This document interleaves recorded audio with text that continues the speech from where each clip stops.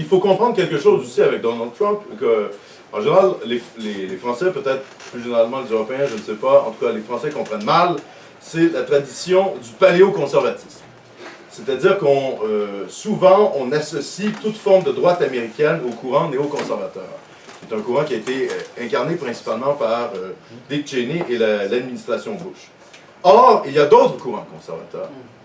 Et celui qui incarne, bon, de manière très, disons, éclectique, Donald Trump, c'est celui d'une forme d'isolationnisme américain.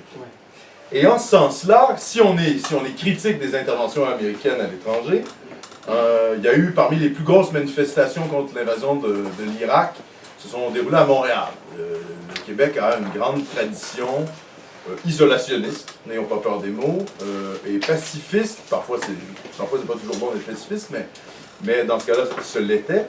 Et pour quiconque est soucieux de la politique étrangère américaine, Donald Trump représente vraiment une révolution. C'est pas pour rien que une femme aussi lucide que Marine Le Pen et d'autres personnalités en Europe ont très bien compris que l'élection d'Hillary Clinton serait catastrophique. C'est-à-dire qu'on présente Donald Trump comme une menace, mais en fait, l'interventionnisme, le militarisme, la faucon, c'est elle. C'est pas lui. Lui, il considère qu'il y a un monde multipolaire, qu'il est capable de parler avec Vladimir Poutine, qu'il est capable de parler avec la Chine, qu'il est capable de parler avec des gens qui, historiquement, n'ont pas de grands liens avec les États-Unis. Pourquoi? Parce qu'on parle de partenaires et que les États-Unis ont des intérêts.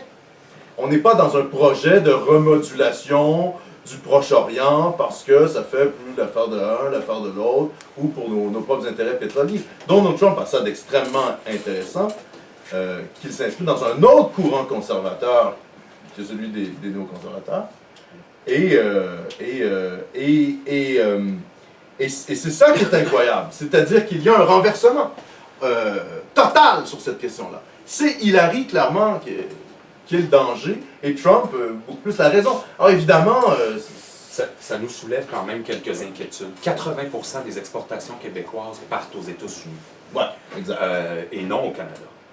Donc, notre premier partenaire d'affaires, c'est les États-Unis. Dans un...